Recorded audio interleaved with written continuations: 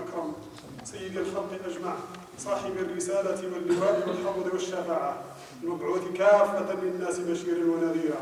اللهم صل عليه وعلى آله وأصحابه ومن تبعهم بإحسان إلى يوم الدين صلاة ترضيك وترضيه وترضى بها عنا إلى يوم الدين. وبعد، السلام عليكم ورحمة الله وبركاته، وعيدكم مبارك سعيد أعاده الله علينا وعلى أمة الإسلام بالنصر والتمكين والأمن والسلم والسلام والأمان والصحة والعافية. أيها الإخوة الكرام، سيكون لنا إن شاء الله خلال هذه الخطبة في هذا اليوم العظيم في هذا المكان المعلوم وقفات مع لا إله إلا الله محمد رسول الله صلى الله عليه وسلم. أقول وبالله التوفيق.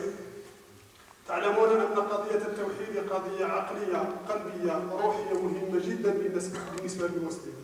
قضية ديال لا إله إلا الله محمد رسول الله هي كل شيء. إن شاء الله غادي تكون لنا وقفات معها، وهي شرط بقية أركان الإسلام فالإيمان فالإحسان. لا إله إلا الله محمد رسول الله هي كل شيء، هي اللي تعتمد عليها، هي اللي توقف عليها بقية أركان الإسلام وأركان الإيمان وأركان الإحسان. نسأل الله سبحانه وتعالى أن يبلغنا الإيمان والإحسان. يقول العلامة سيدي عبد الواحد بن عاشر رضي الله عنه: قواعد الإسلام 5 واجبات، وهي الشهادة هي شرط البقية، هي الشرط ديال بقية الأركان ديال الإسلام. ثم الصلاة، وبعد هذا تجي الصلاة والزكاة وقطاع الصوم والحج على من استطاع. وقد جاء في حديث عمر بن الخطاب رضي الله عنه، هذا واحد الحديث مشهور الذي قال فيه سيدنا عمر: بينما نحن جلوس عند رسول الله صلى الله عليه وسلم مرعى علينا، جاءهم واحد السيد شديد بياض الثياب شديد سواد الشعر. يعني ذاك الوقت كانت الناس تسافروا الخيل، واللي يجي يسافروا من بعيد من طبيعه الحال ما غاديش يجي الكسوه ديال الهويضه. انا عارفين هذه المساله غير هنا مثلا في الظهر. جاهم واحد السيد الكسوه ديال الهويضه ما عمره شافه، والشعر ديالها كحل لا يعرفه منا احد. هو سيدنا عمر بن الخطاب يقول لك حتى واحد منا ما يعرف شكون هو هذا السيد. قال فجلس الى رسول الله صلى الله عليه وسلم. الانسان هذا السيد هذا وجلس الى رسول الله صلى الله عليه وسلم، يعني قرب الرسول صلى الله عليه وسلم، فاسند ركبتيه الى ركبتيه، قرب الكبير للرسول صلى الله عليه وسلم، ووضع يديه على فخذيه، وقال الجلسه اللي معروفه ديال جبريل عليه السلام، هي ذيك البركه اللي نبركها في الصلاه. وقال: يا محمد صلى الله عليه وسلم، اخبرني عن الاسلام. فقال رسول الله صلى الله عليه وسلم: الاسلام ان تشهد ان لا اله الا الله محمد رسول الله، هي الاولى، وان تؤتي الزكاه، وان تقيم الصلاه، اقامه الصلاه ماشي، وان تؤتي الزكاه، وان تصوم رمضان، وان تحج بيت الله ان استطعت اليه سبيلا. قال: صدقت. الرجل اللي كان يسوي الرسول صلى الله عليه وسلم قال: صدقت. فتعجبوا الصحابه، شكون هذا اللي غادي يجي الرسول صلى الله عليه وسلم يقول له: عندك الصح. فقالوا: عجبنا له، يساله ويصدقه، يسوي له يقول له صح. والحديث طويل، ومن بعد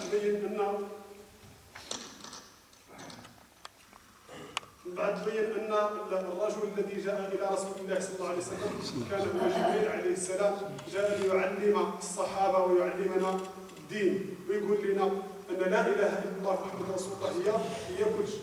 خصنا نقولوها عارفين واش رانا نقولوا، ونعيشوا عليها ونموتوا عليها ان شاء الله. واللي عاش على لا اله الا الله ومات على لا اله الا الله، المصير ديال الجنه ان شاء الله، والمصير ربي سبحانه وتعالى.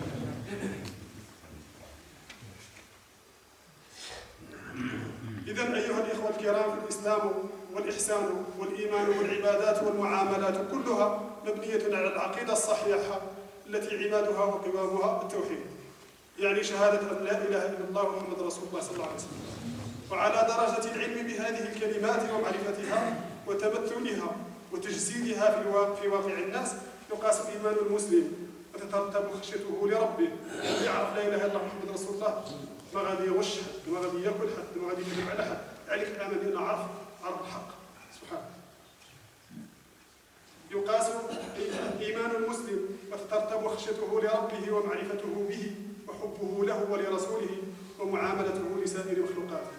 هذه الكلمه لا اله الا الله محمد رسول الله صلى الله عليه وسلم هي راس الامر وسلامه وقاعدته واساسه، فهي نفي واثبات. نفي الألوهية والربوبية عن كل المخلوقات بدون استثناء. نقولوا لا إله، يعني أنت ما كاينش إله إلا الله سبحانه وتعالى. هذا نفي وإثبات.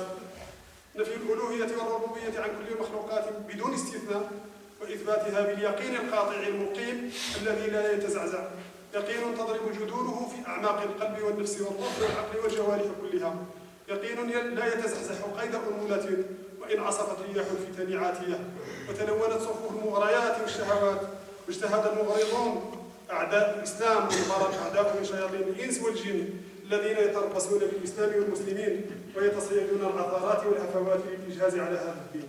أعداء الله في الأرض راهم ما ساكتينش، الهم ديالهم في الليل وفي النهار هو يقضيوا على هذا الدين هذا. لأن احنا واش راه جامعنا هنا؟ واش جاب كل واحد من جهة عباد الله تنوض وتطيح مع الصباح نطلبوا سيدي ربي سبحانه وتعالى يجعل هذا الشيء في ميزان الحسنات ديالنا 10 خطوات. كل هذا الشيء هذا راه ما بغاوناش نجتمع، ما بغاوناش القلوب ديالنا تكون واحد، ما بغاوش المسلمين كاع في الارض ما بغاوش الاسلام كلمه. لهذا احنا خصنا نعرفوا لا اله الا الله مليح ونشدوا فيها مليح باش ان شاء الله نكونوا من الناجين ويهلكهم الله سبحانه وتعالى.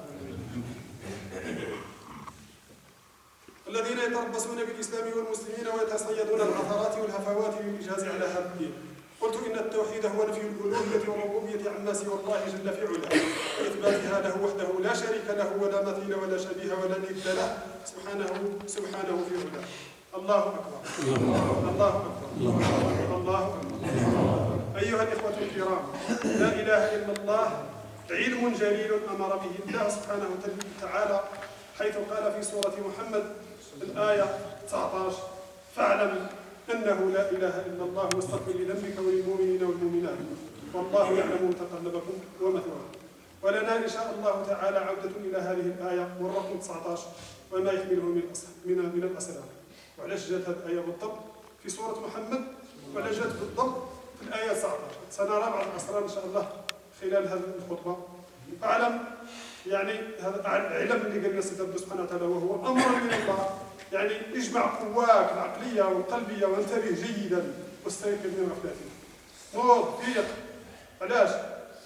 وارفع همك، فأنت مقبل على النطق بأكبر كلمة، مقبل على النطق بأعظم كلمة، أحب كلمة إلى الله تعالى وملائكته المقربين وأنبيائه المرسلين وأوليائه الصالحين، وهي أبغض كلمة إلى إبليس اللعين والكفار والمشركين والملحدين من مردة الجن والإنس. إنها كلمة تملأ الميزان، تملأ ما بين السماوات والأرض، فهي سر الوجود، وهي العاصمة والمنجية والهادية، تنزلت بها الملائكة والكتب السماوية، وبعث الأنبياء والمرسلون، وسالت لأجلها دماء الشهداء والمجاهدين في سبيل الله. فلا إله إلا الله محمد رسول الله إقرارا عن وعي تام للقلب والعقل والجوارح، وشهادة كاملة الأركان بأن الربوبية والألوهية والأسماء الحسنى إنما هي لله وحده لا شريك له، فهو رب العباد الخالق الرازق المدبر سبحانه، هو المدبر لشؤون الخلق، وهذا هو توحيد الربوبية، وهو المعبود وحده دون سواه سبحانه. قال في سورة الذاريات آية 56: وما خلقت الجن والإنس إلا ليعبدون. وكل التفات بالعبادة لغيره من زخارف الدنيا وطواغيتها هو ضرب من المهالك. الله يحفظ اللي تلفتها كلها كعلى لا إله إلا الله نظم غير راسه. أما توحيد الأسماء فهو أن ندعو الله بأسمائه الحسنى وصفاته العليا التي أنزلها في كتابه وعلمها لرسوله صلى الله عليه وسلم وللرسول قبله. قال الله سبحانه وتعالى: ولله الأسماء الحسنى فادعوه بها في سورة الأعراف آية 102. وأن نقر جازمين أن الله هو الواحد الأحد الفرد الصمد الذي لم يلد ولم يولد ولم يكن له كفوا أحد، هو الله الذي لا إله إلا هو الملك القدوس السلام المؤمن المهيمن العزيز الجبار المتكبر، سبحان الله عما يشركون. سبحان الله، الله علوا كبيرا عما يشركون. سبحان الله عما يشركون. هو الله الخالق البارئ المصور، له الأسماء الحسنى، يسبح له ما في السماوات والأرض، وهو العزيز الحكيم. خواتم سورة الحشر. بعد هذه الإشارات الروحانية تعالوا لنقف على بعض أسرار هذه الكلمة العجيبة، ونظرا لأننا في عصر الرقمية فسنحاول إن شاء الله أن نتناولها في عجالة تناول كلمة لا إله إلا الله رقميا. هذا الوقت هذا ديال النيميريك، غادي نهضروا شوية رقميا على هذا أسرار هذه الكلمة. لو تأملنا في كلمة لا إله إلا الله لوجدناها تتكون، هي هذه الكلمة في البناء ديالها فيها 3 ديال الحروف، الألف واللام والهاء. هي نفس الحروف اللي تتكون منها كلمة الله سبحانه وتعالى، اسم الجلالة الله سبحانه وتعالى.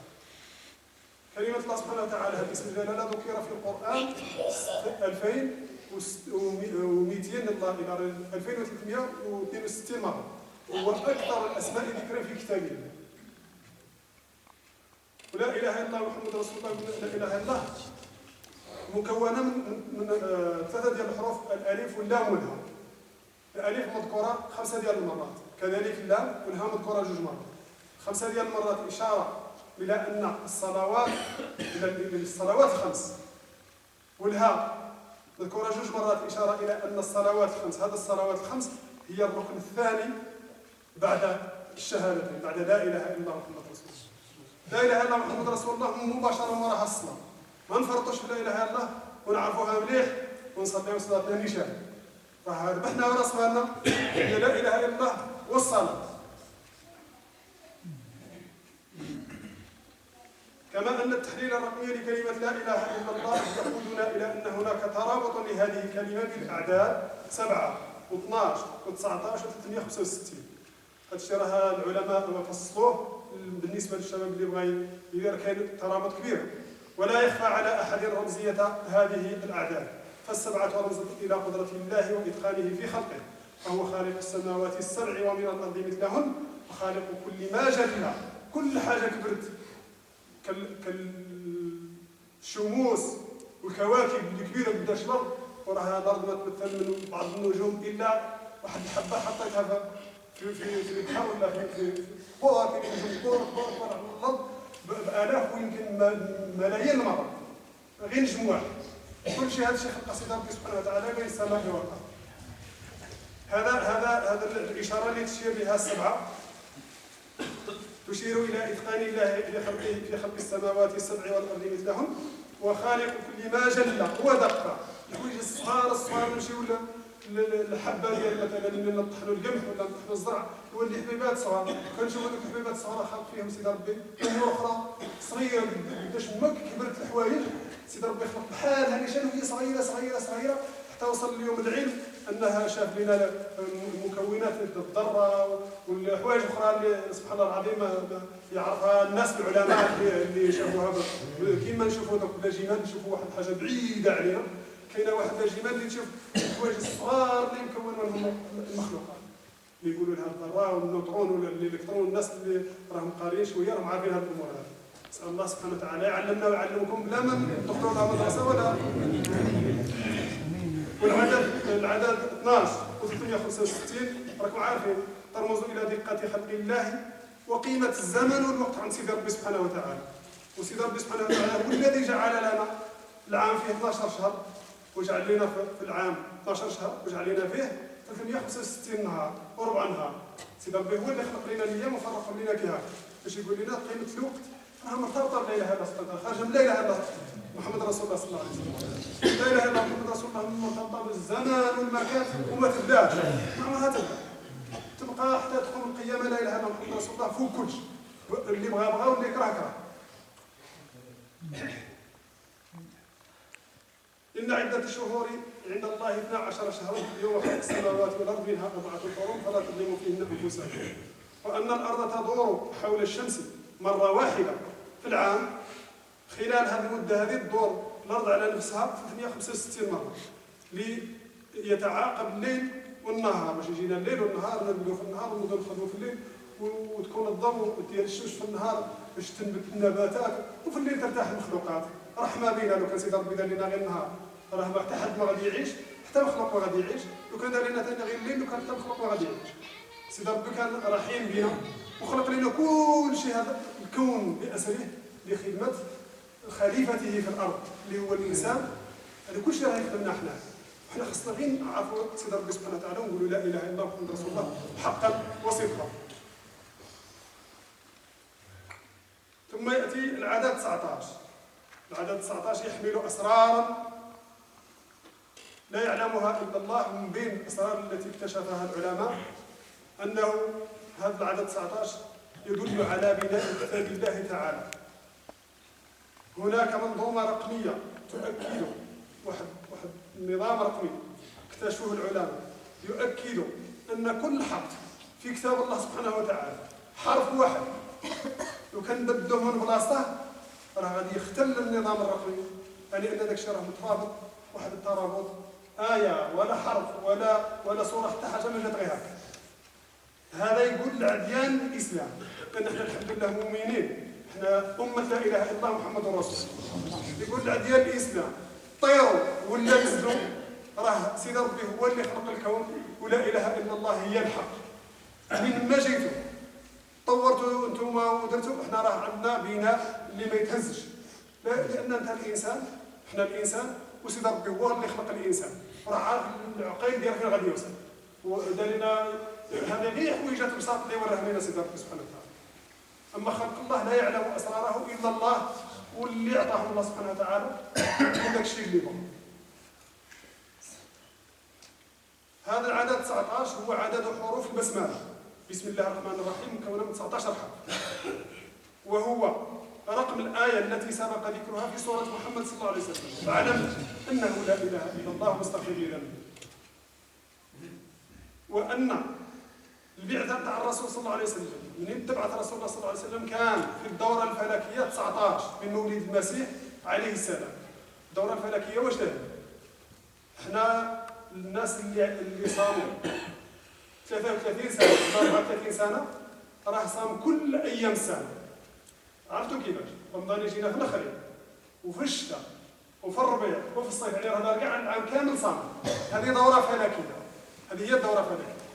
من اللي زاد سيدنا عيسى حتى البعثة الرسول صلى الله عليه وسلم كانت 19 دورة فلكية، يعني الناس اللي راهم شافوا صاموا الخريف وشتوا الشتاء والربيع والصيف 19 مرة. شوفوا هذا العدد 19 سبحان الله العظيم من الأسرار اللي كاينة.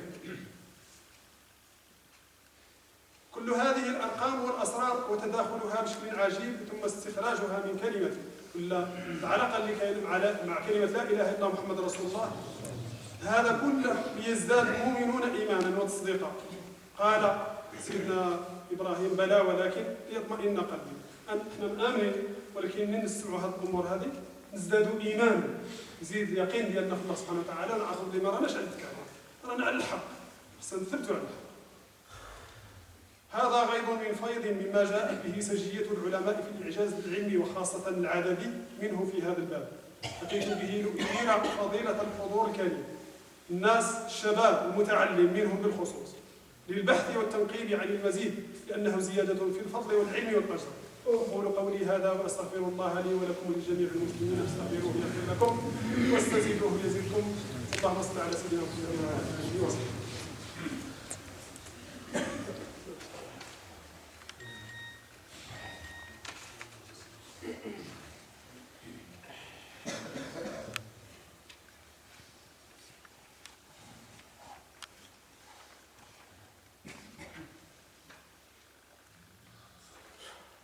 الله أكبر الله أكبر الله أكبر الله أكبر الله أكبر الله أكبر الله أكبر. الحمد لله محسب عباده الصالحين ولو بعد حين، ومذل رقاب الطغاة والجبابرة والمتكبرين ولو بعد حين، ولا حول ولا قوة إلا بالله العلي العظيم. والصلاة والسلام الدائمان الأكملان على ملاذ الورى وشفيع الأنام في الموقف العظيم، وعلى آله وصحبه وتابعيهم ومن تبعهم بإحسان إلى يوم الدين، وبعد. لقد قلت ما سمعتم أن الرسل المبعوثين والكتب المنزلة جاءت بشيء واحد، وهو التوحيد، وزرع بذرة التوحيد في القلوب، وتصحيح عقيدة الناس، وربط القلوب بخالقها سبحانه. هذه هي غاية الغاية، وهذه ومنتهى المسعى. هي الحاجة الكبيرة عند اللي جاو لأجلها الأنبياء والمرسلون، هي باش تكون العلاقة ديالنا والارتباط ديالنا بسيدي ربي صحيح، باش تكون العلاقة ديالنا هي لا إله إلا الله محمد رسول الله صلى الله عليه وسلم. أما العبادات من صلاة وزكاة وصوم وحج ومعاملة للناس وغيرها إنما فرضها الله تعالى على عباده بقياس مدى إقرارهم وشهادتهم أنه لا إله إلا الله وأن محمد رسول الله. إذا كنا نصلي نيشان عرف بلي أننا فعلا قلنا نيشان لا إله إلا الله محمد رسول الله. إذا زكينا نيشان فقط لأننا قلنا لا إله إلا الله محمد رسول الله حقا وصدقا. إذا شفنا بلي هاد الحوايج راهم ناقصين عندنا الصوم والحج والمعامله ديالنا لبعضنا، الحاجه اللي نقصت عرف بلي لا اله الا الله محمد رسول الله راه في قليبك ماشي تلهي. تراجع راه الموت تخطف، راه تخطف اليوم هنا وغدا هنا. نطلبوا سيدي ربي سبحانه وتعالى تكون لقاءنا مع سيدي ربي سبحانه وتعالى لا اله الا الله محمد رسول الله. نطلبوا الله سبحانه وتعالى يجعل اخر كلامنا من الدنيا لا اله الا الله محمد رسول الله، انها هي الكلمه اللي قال فيها الرسول صلى الله عليه وسلم خير ما قلت انا الرسول صلى الله عليه وسلم والنبيون من قبلي لا اله الا الله محمد رسول الله. هذه هي الكلمه الكبيره اللي كاع ما كانش حاجه فيها. ومن بعدها الصلاه والزكاه والصوم والحج قلنا المقياس الميزان هو ان الانسان اذا كان يصلي نيشان راه قال لا اله الا الله محمد رسول الله صحيحه وراه على الحق. اذا شاف راسه ناقص في الصلاه والمرمدها وهذه يجمع روحها راه مع سيدي ربي سبحانه وتعالى. فعيش ايها المسلم من اجل لا اله الا الله محمد رسول الله صلى الله عليه وسلم، واحرص على ان تموت عليها، فاذا انت احببتها لن تفارقها، واذا انت لازمتها حضرتك وانت تغار. إذا كنت دائما مع لا إله إلا الله محمد رسول الله ودائما سمحتك تنقر بلا إله إلا الله محمد رسول الله حاضر، راه النهار اللي غادي تموت كاع لا تحيرش، لا يجيك لا اللي يقول لك قول لا إله هي غادي تجيك، ولا بعدت منها غادي تبعد منك. طب والله يقربنا منها ويقربها منا ويجعل يختم لنا بها. إذا أنت تعلقت بلا إله إلا الله حررتك من كل ما سوى الله، حررتك من فقرك لغيرك، فصرت بربك متعلقا وبه قويا وبه رحيما وبه كريما. يعني تعلق بالله سبحانه وتعالى غادي ترحم الناس، غادي تكون كريم مع الناس، غادي تكون سهل، غادي تكون انسان فيك اخلاق زينه. لان علاش؟ راك متعلق بسيدي ربي سبحانه وتعالى. حررتك من رعونه النفس فصرت متواضعا لله.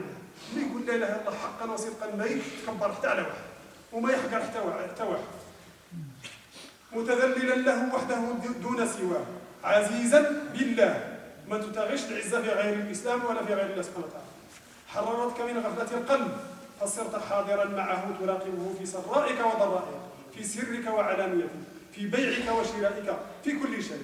إذا أنت علمت حقا أنه لا إله إلا الله محمد رسول الله صلى الله عليه وسلم عشت حياة السعداء ومت موتة الشهداء وبعثت تقول بأعلى صوتك لا إله إلا الله محمد رسول الله صلى الله عليه وسلم، فجعلت في جوار سيدنا محمد صلى الله عليه وسلم، وكنت من اللي بغاهم الله سبحانه وتعالى وأعطاهم ما لا عين رأت ولا أذن سمعت ولا خطر ببال بشر. يقول الله سبحانه وتعالى إن الله وملائكته يصلون على النبي يا أيها الذين آمنوا صلوا عليه وسلموا تسليما. اللهم صل على سيدنا محمد وعلى آل سيدنا محمد كما صليت على سيدنا إبراهيم وعلى آل سيدنا إبراهيم، وبارك على سيدنا محمد وعلى آل سيدنا محمد كما باركت على سيدنا إبراهيم وعلى آل سيدنا إبراهيم في العالمين إنك حميد مجيد. اللهم احينا على لا اله الا الله محمد رسول الله وامتنا عليها واجعلها لنا ذخرا وملاذا يوم القيامه. اللهم ارحمنا فوق الارض وارحمنا تحت الارض وارحمنا يوم العرض عليك. اللهم اطفئ نار الفتن في ارض الاسلام وجنب الاسلام هذه المحن المظلمه التي يعيشونها، وفرج هم المهمومين واقض الدين عن المدينين واهلك اعداءك اعداء الدين وانصر الاسلام والمسلمين واحقن دماءهم وردنا الى رشدنا يا ارحم الراحمين. اللهم اسقنا الغيث ولا تجعلنا من القانطين. اللهم اسقنا الغيث ولا تجعلنا من القانطين. اللهم اسقنا الغيث ولا تجعلنا من القانطين. اللهم اسقنا غيثا نافعا غير ضار عاجلا غير آجل. اللهم اجعل بلدنا هذا آمنا مطمئنا سخاء رخاء وسائر بلاد المسلمين. ملك البلاد وجميع ولاة أمور المسلمين اللهم أريهم الحق حقا وارزقهم اتباعه وآلهم الباطل باطلا وجنبهم اجتنابه وجنبهم ارتكابه. اللهم وفقهم لما تحبه وترضاه واصلح اولادهم وجميع اولاد المسلمين. اللهم لا تؤاخذنا بما فعل السفهاء منا. اللهم لا تتوفنا الا وانت راض عنا، واجعل اخر كلامنا من الدنيا لا اله الا الله محمد رسول الله صلى الله عليه وسلم. سبحان ربك رب العزه عما يصفون وسلام على المرسلين الحمد لله رب العالمين.